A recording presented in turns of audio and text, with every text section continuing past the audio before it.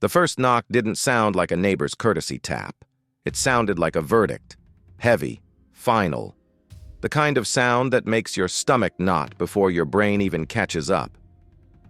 I was halfway through a stale cup of coffee when blue and red lights cut across my living room curtains. For a second, I thought it was a mistake, a wrong address, some drunk driver getting booked outside my street. But then came the second knock, louder, sharper, and my gut told me this was personal. When I opened the door, 3 things hit me at once. The stench of damp asphalt, the beam of a flashlight, and the eyes of Officer Ramirez, the same officer who 6 months ago swore to me that my father's accidental fall was nothing more than bad luck. Except now, standing, behind him, flanked in the shadows, was Margaret Ellison, the HOA president, my real enemy.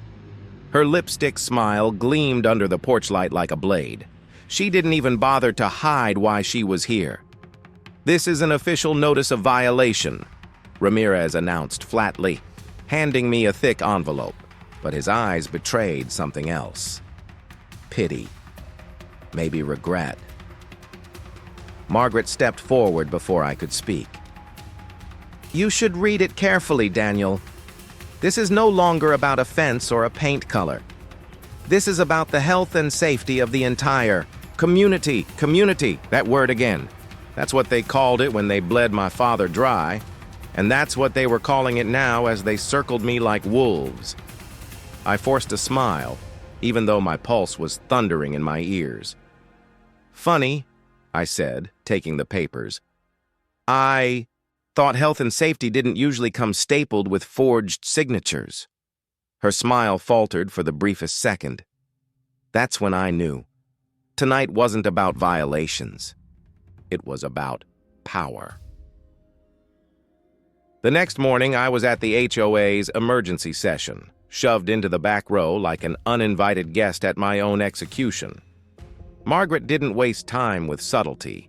She had her board members lined up beside her, like obedient soldiers, and in the front row, just in case anyone doubted her reach, sat Judge Harrison himself. The man's presence was a declaration. This wasn't just an HOA meeting. This was war. "Thank you all for attending," Margaret began, her voice smooth but dripping with venom. "As you know, we have serious concerns about the Ellison property. Code infractions, safety violations, and now potential environmental hazards that could affect every one of you here." She clicked a remote, and the screen behind her lit up with photos of my land. Badly photoshopped. So bad that even from the back row I heard whispers ripple through the crowd. A septic system exploding into green sludge, a fence collapsing on. Imaginary children? Pathetic, but still. Lies told with authority have a way of sinking into people's bones. I scanned the room. Half the audience nodded along like brainwashed parishioners at Margaret's Church of Control. The other half sat stiff and uneasy, hostages in their own neighborhood. Somewhere in the middle, I caught Linda Thompson's eyes. She gave the tiniest shake of her head, a warning to wait, to bide my time. Margaret's words grew sharper, her tone climbing toward its fake crescendo. "And most concerning of all, Daniel Ellison has refused to cooperate with our reasonable requests. He has threatened board members, intimidated neighbors, and used his government position to harass this peaceful community. We cannot allow one man to destroy everything we've worked so hard to build." That was my cue. I stood, let my footsteps echo in the silence as I walked the aisle. Every head turned. Margaret's face froze, just for a second before snapping back into its mask. "Interesting presentation, Margaret," I said, my voice steady, "though I noticed you forgot to mention the part where you poisoned my grandmother's rose garden. Or should we talk about the little trespassing incident involving your husband at 3 a.m.? Gasps, whispers, a ripple of electricity across the room. Her knuckles whitened around the podium. "Mr. Ellison," she snapped, "you are out of order. This is a closed session for HOA members only. Leave now, or security will escort you." I pulled a folder from my jacket with deliberate slowness. "Actually, according to your own bylaws, Section 12, Paragraph 4, any property owner may attend and speak at emergency sessions. You'd know that, of course, since you wrote them." The room buzzed with murmurs. For the first time, Margaret's confidence cracked. And then Judge Harrison stood. The man radiated power like a thunderhead, about to break. His voice rolled through the hall, deep and unyielding. "Young man, sit down before you embarrass yourself further. The HOA has legitimate concerns, and your aggression only proves their point. I've reviewed the violations personally, and I assure everyone here they are both valid and serious." I turned to him, my expression calm even as rage coiled in my chest. "Interesting, Judge. Tell me, do you attend all HOA meetings or only the ones where you have a financial interest in the outcome?" Silence. You could have heard a pin drop. His face flushed crimson.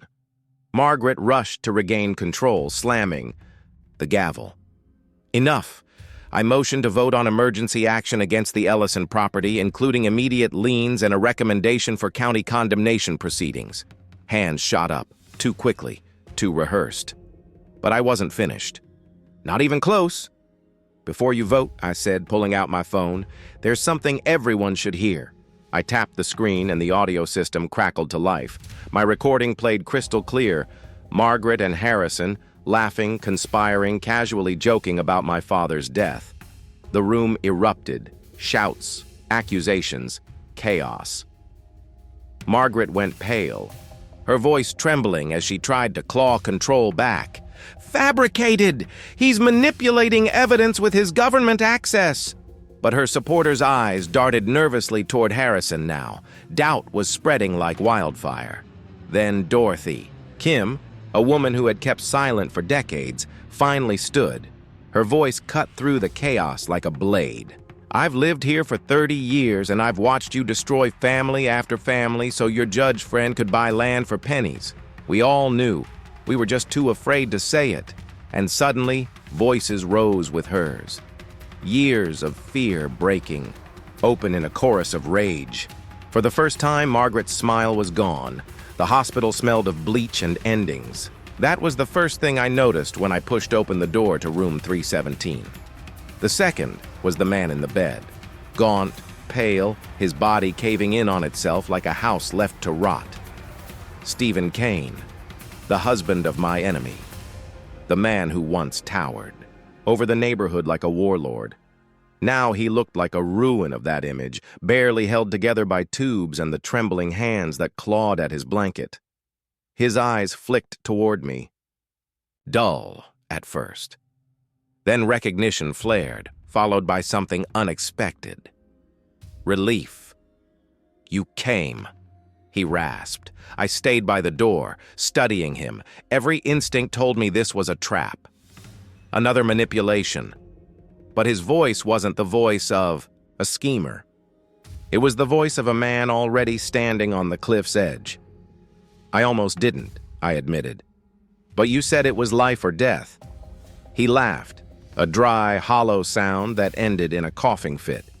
"For me, it already is." Silence stretched between us. Machines beeped. The hallway outside hummed with distant footsteps.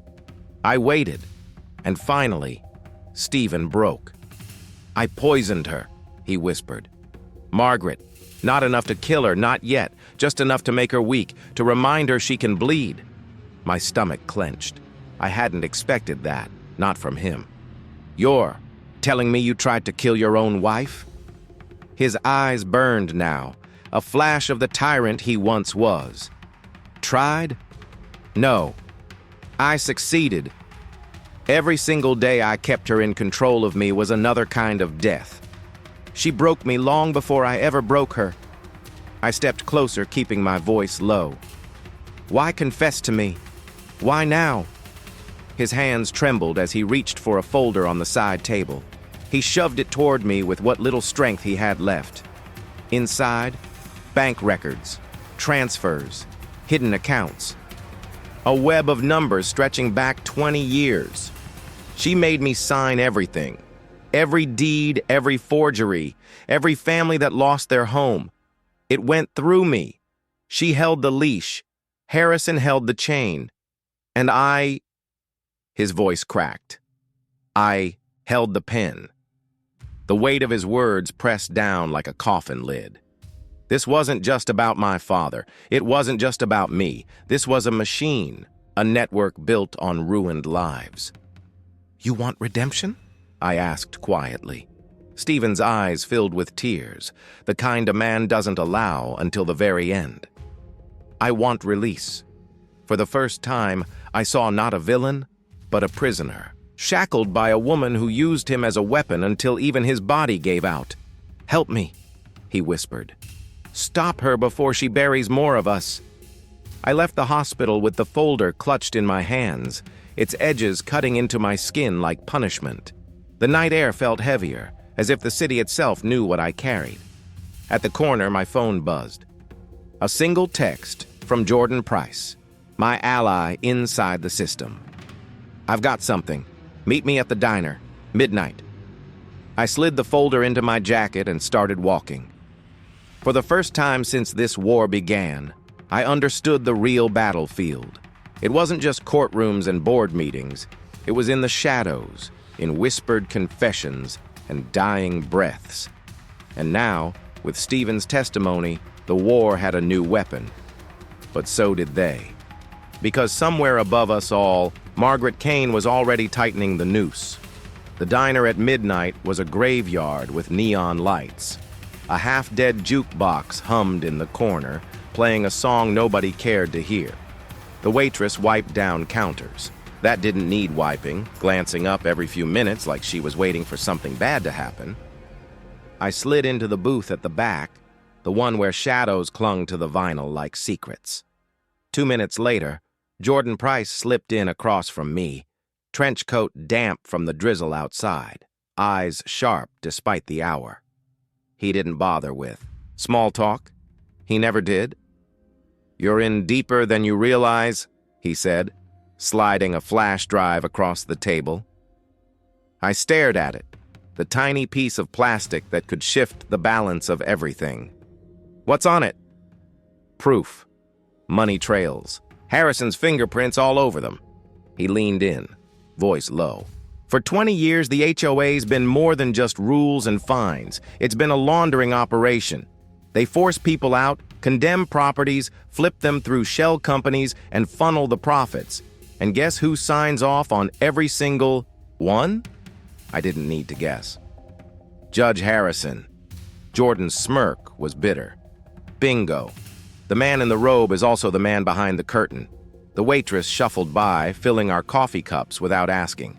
I waited until she left before pulling Stephen's folder from my jacket and setting it on the table. "He gave me this tonight," I said. "Bank accounts, records, his confession." Jordan raised an eyebrow, flipping through the papers with quick, practiced hands. "Damn. If this is real, it ties them both directly. Margaret runs the game, Harrison cashes in, and Stephen was their puppet." I nodded slowly. Except the puppet finally cut his strings. For the first time all night, Jordan's mask of cynicism cracked. "That means you've got leverage, dangerous leverage. They're not going to let you walk around with this without a fight." I sipped my coffee, staring out at the rain-streaked windows. My reflection looked older, harder. The weight of this war carving lines into my face I hadn't earned yet. They already came for my father, I said quietly. "What more can they take?"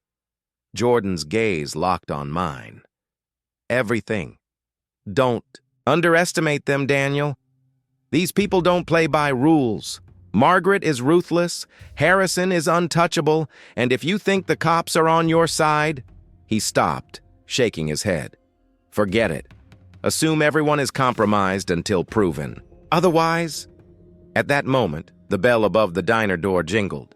A man in a hooded jacket stepped inside, shaking rain off his shoulders. His eyes swept the room, then landed on us. Jordan stiffened. "We've got company." The man didn't order food. didn't sit down. He walked straight to the payphone, in the corner, one of the few left in the city, and made a call, glancing back at us twice.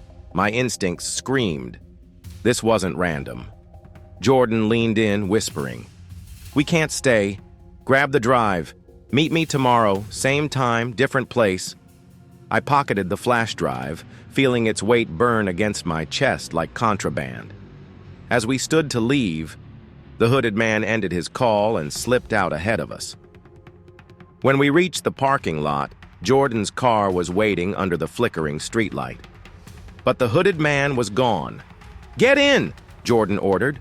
"Now!" The moment we closed the doors, headlights flared behind us. A black SUV roared to life, tires hissing on wet asphalt. "They know," Jordan muttered, slamming the gear shift. "Hold on!"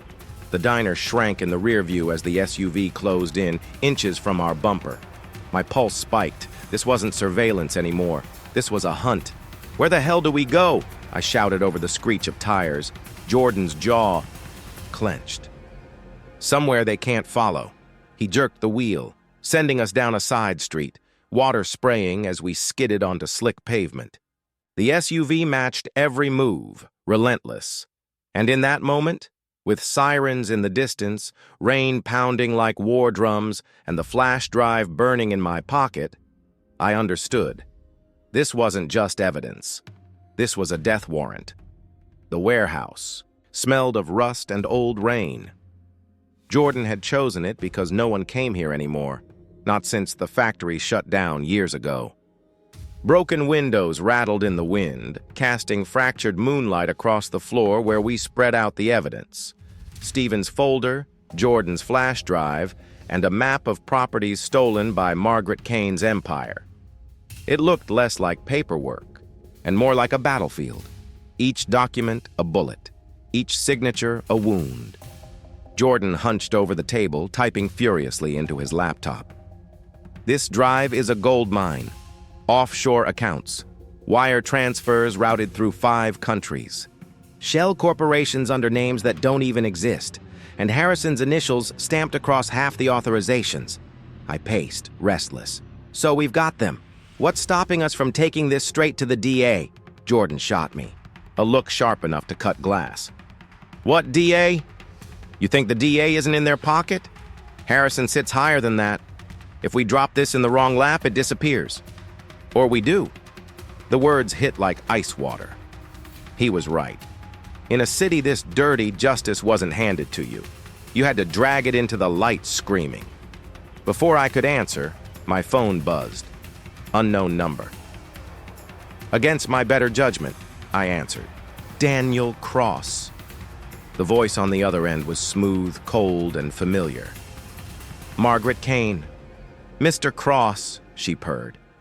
"I hear you've been busy digging in graves that don't belong to you." I froze. The warehouse suddenly felt smaller, the walls tighter. "How did you get this number?" She laughed, a sharp, cutting sound. "Do you really think there's anywhere you can go where I can't reach you? I know what you took from Stephen. I know you met with Price, and I know you're desperate to play hero. But let me give you some advice, darling. Heroes don't win. They burn." Jordan leaned closer, mouthing, "Hang up. Don't engage." But I couldn't. "What do you want?" I asked. Margaret's tone shifted, darker. "I want you to stop before you lose more than land. Your father was just the beginning. How many funerals are you willing to attend, Mr. Cross?" The line went dead. The silence afterward was suffocating. Jordan slammed his laptop shut. "That's it. We move now, tonight. If she's already watching us, we don't have the luxury of time." I tried to steady my breathing, but Margaret's words clung to me like smoke. Heroes don't win. They burn. Was she right? 2 hours later, we learned just how far her reach went. Jordan had arranged to meet a trusted contact, a journalist who'd been sniffing around HOA corruption for years. We found him slumped in his car outside the rendezvous point, engine still running, radio playing static. His throat was cut, clean, professional, Pinned to his chest was a note, written in elegant handwriting. "Stop digging, Daniel. Or next time, it's your family." The trap was sprung. Margaret didn't need to silence us in court. She didn't need to fight us in the open. She had turned the entire city into a chessboard, and every piece we moved, she countered with blood. Back at the warehouse, Jordan paced like a caged animal. "She's escalating. If she's killing witnesses, that means we're close. Too close. But we can't keep this small. We need a spotlight. Something so big, so public, they can't bury it." I stared at the evidence spread across the table. My fists clenched until my knuckles burned. Margaret thought fear would break me, but all it did was sharpen the fire in my chest. "She wants me to stop," I said quietly. Jordan looked at me, waiting. "Then we give her the opposite. We drag this into the one place she can't control." His eyes widened. "The courtroom? You want to go straight at her?" I nodded. "Not just her. Harrison, too. If we bring this to trial, if we can force the evidence into public record, she can't kill it without killing herself." Jordan hesitated, then gave a grim smile. "That's suicide, Daniel." "Maybe," I said, "but at least it's the kind of suicide that matters." That night, I lay awake staring at the warehouse ceiling, listening to the groan of the wind. Margaret Kane's voice echoed in my mind like a curse. "Heroes don't win. They burn." I whispered back into the dark, as if she could hear me. "Then watch me burn." The courthouse didn't look like a temple of justice. It looked like a fortress. Marble pillars, flags snapping in the wind, and the kind of heavy wooden doors that creaked, as if they carried the weight of every lie ever told inside. By the time I walked up the steps, the place was swarming. Reporters with microphones, protesters waving signs, curious citizens hungry for a spectacle. Jordan walked beside me, carrying a slim briefcase. Inside it, the flash drive, the folder, the smoking gun. He leaned close, voice low. "You understand what you're about to do, right? Once you open this box, there's no closing it. Margaret will come at you with everything she has." I nodded, jaw set.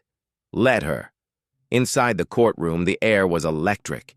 The judge's bench loomed like a throne, and seated there was Judge Harrison himself, face carved from stone, eyes cold as winter steel. My stomach twisted. The man we were about to expose was also the man presiding over the case. A fox guarding the henhouse. At the defense table sat Margaret Kane, calm as a queen at coronation. Her crimson suit was a deliberate choice, blood-colored, power-drenched. She didn't look at me, not yet. She didn't have to. The room already bent toward her. When she finally did glance my way, it was with a faint, mocking smile, the kind of smile that said, "You've already lost, darling." The opening statements were routine, almost boring, legal theater for the press, but when it was my turn, I stood tall, every eye locked on me. "My name is Daniel Cross. I'm here, not just for myself, but for every family crushed under the weight of this HOA's corruption, for every home stolen, for every life destroyed. Today, the truth doesn't belong to Margaret Kane or Judge Harrison. It belongs to the people in this room and the people watching." A ripple moved through the crowd. Cameras flashed. Margaret's smile faltered just slightly. Jordan took the stand first, testifying as an investigator. He laid out the evidence like a surgeon. Bank transfers, shell companies, falsified property assessments. Every fact was a blade, cutting away the mask Margaret had worn for decades. But Harrison was skilled, too skilled. He interrupted, sustained objections, tried to derail the narrative at every turn. It was like fighting with one hand tied behind our backs. At one point, Margaret rose for cross-examination, circling Jordan like a predator. "Mr. Price," she said smoothly, "isn't it true you were dismissed from the Attorney General's office under questionable circumstances?" Jordan's jaw tightened. I resigned because I refused to ignore corruption. Yours, among others. Gasps rippled through the gallery. Harrison slammed his gavel. Order! But the seed was planted. The press ate it up, scribbling furiously. Then it was my turn. Margaret's eyes gleamed as I took the stand. She approached slowly, every step deliberate, heels clicking like gunshots. Mr. Cross, she purred, you've been through a great deal, haven't you? A father in failing health, a foreclosure notice. Desperation can make men creative. I held her gaze. I didn't create anything. You did. I just uncovered it. Her smile sharpened. So you claim, but what you call evidence is nothing more than a collection of stolen documents and conjecture. Isn't it possible, Mr. Cross, that you're simply lashing out at a system that treated you fairly, and you just didn't like the outcome? Her words dripped poison. The jury shifted uneasily. She was good. Too good. So I dropped the hammer. Your Honor, I said, loud enough to cut through the murmurs. With the court's permission, I'd like to play an audio file. Jordan slid a small recorder onto the table. He pressed play, and Stephen's voice filled the courtroom. Margaret Kane gave the orders. Harrison signed the approvals. They forced families out, flipped properties, and laundered millions. I was part of it, and I regret every second. The room erupted. Reporters shouted. The jury leaned forward. Harrison's face blanched, the mask cracking. Margaret's composure faltered for the first time. Her knuckles whitened against the table. I looked straight at her. Tell me, Margaret, was Stephen lying too? Or did he finally grow a conscience before you silenced him? The silence that followed was deafening. Harrison slammed his gavel again, but his voice shook.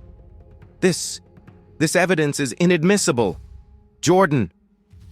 Cut him off, standing. On the contrary, Your Honor, it directly implicates both you and the defendant.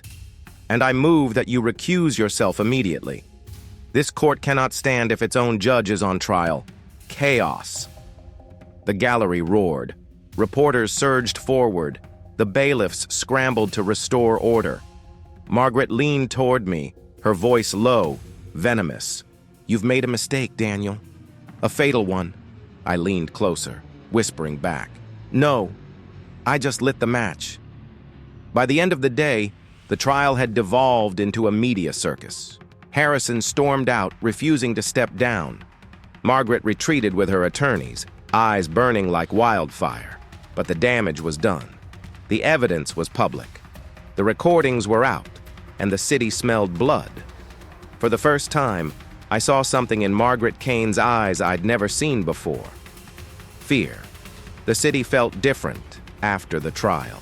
Every news channel screamed with headlines. Margaret Kane exposed, Judge Harrison under fire. On the surface, it looked like we'd won. But deep down, I knew better.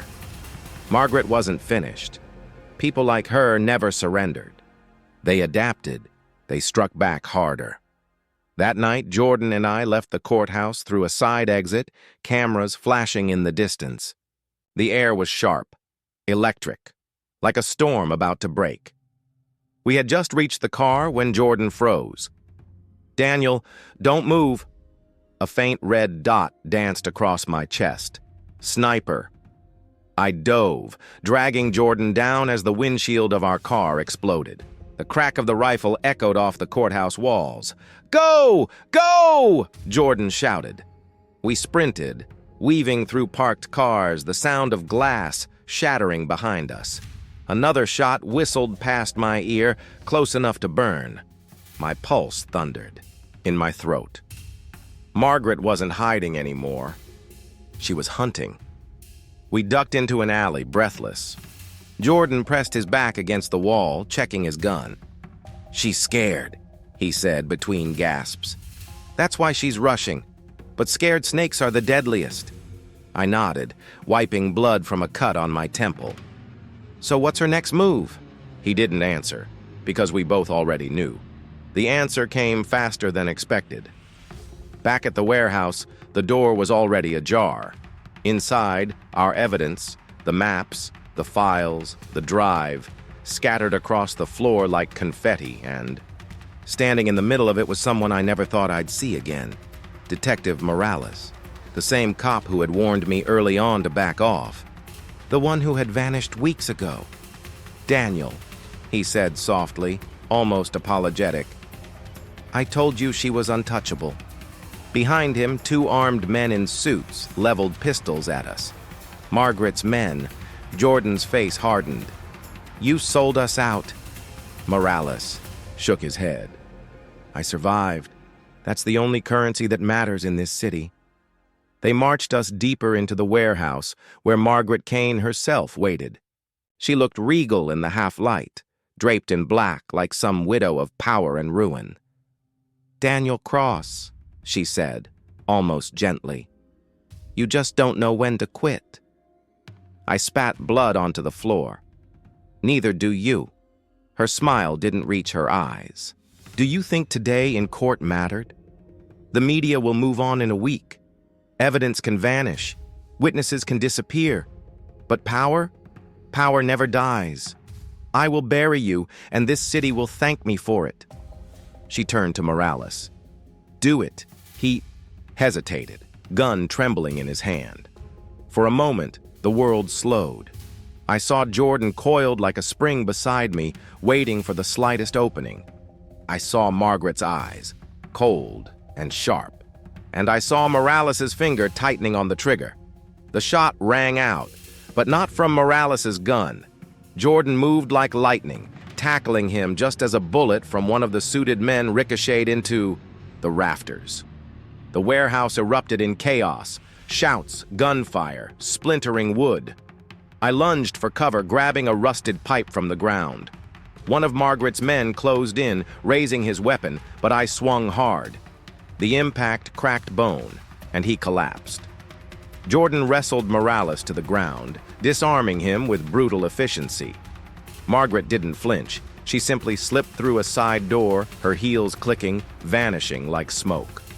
By the time the gunfire stopped, 3 men lay unconscious, one bleeding badly. Morales groaned, cuffed with his own handcuffs, glaring at us. I staggered to my feet, chest heaving. "She's running." Jordan wiped blood from his lip, eyes burning. "Then we chase." Outside, the night was alive with sirens. Somehow word had already spread. The courthouse attack, the gunfire. Police cruisers swarmed toward us, but whether they were there to save us or silence us, I couldn't tell. Jordan grabbed my arm. "This is it, Daniel. The end game. We bring her down now, or she buries us for good." I looked down the dark street, where Margaret's black sedan was already disappearing into the night. And I knew one thing with absolute certainty. This wasn't about land anymore. This wasn't about me. It was about every life she had crushed, every voice she had silenced, and I wasn't letting her escape. I tightened my grip on the pipe, eyes locked on the fleeing car. Then let's finish this.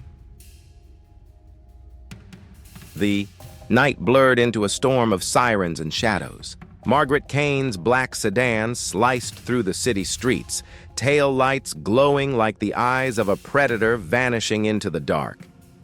I slammed behind the wheel of a commandeered cruiser, Jordan riding shotgun. My knuckles whitened around the steering wheel. Every muscle in my body burned with one truth. This ends tonight. We tore through the industrial district, past shuttered factories and skeletons of half-built condos, the very land Margaret had stolen. Her empire loomed in steel and concrete all around us, monuments to greed. "She's heading for the river," Jordan shouted over the roar of the engine. I floored the gas. The cruiser screamed forward, headlights flooding the blacktop. Margaret's car swerved, clipped a barricade, sparks exploding. Still, she pushed on.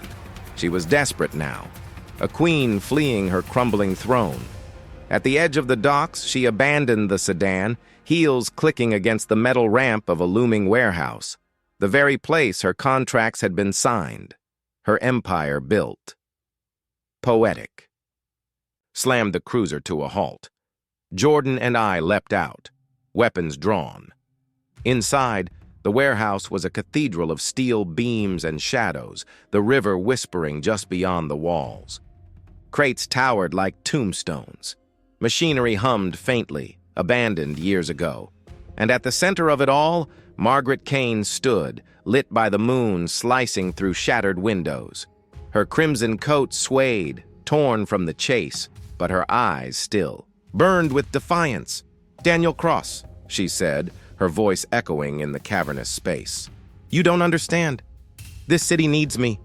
Without me, it collapses into chaos." I stepped forward, pipe still in hand, chest heaving. "No, this city needs truth, not parasites like you." She laughed, sharp and bitter.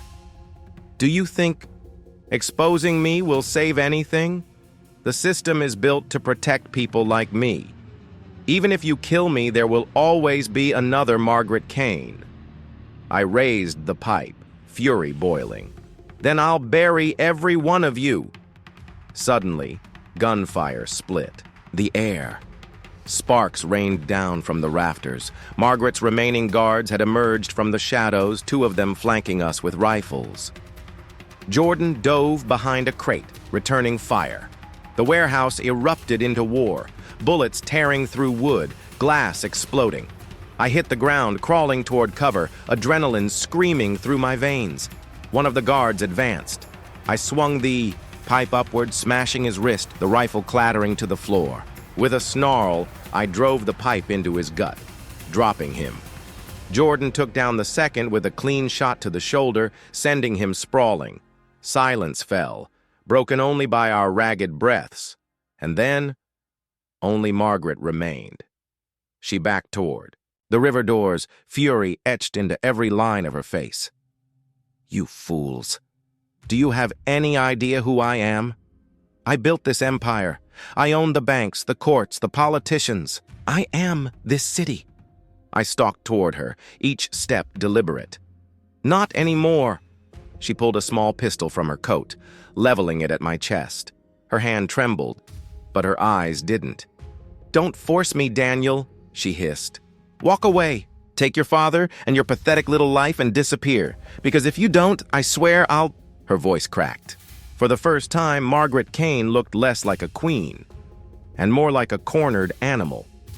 The standoff stretched, heavy as lead, and then Jordan stepped from the shadows, gun raised. "Drop it, Margaret." Her eyes flicked between us, calculating, desperate. For a second, I thought she'd surrender. But Margaret Kane didn't know the meaning of the word. She pulled the trigger. The shot echoed like thunder, but the bullet never hit. Jordan fired first, striking her wrist. The pistol spun into the darkness. Margaret screamed, clutching her arm, collapsing against a steel beam. I strode forward, ripping the crimson coat from her shoulders, forcing her to the ground. For once, she looked small, mortal. "It's over," I said, voice shaking with fury and relief. "Your empire is ashes." By dawn, the warehouse swarmed with flashing lights. FBI, state police, reporters. The entire city had converged. Evidence crates were hauled out. Corrupt officials were named, warrants issued. Judge Harrison was escorted away in handcuffs, pale and silent. And Margaret Kane? She was led out, wrists cuffed, hair disheveled, eyes hollow. Her kingdom had fallen. The cameras captured everything. The Queen of Steel and Blood reduced to a criminal in chains.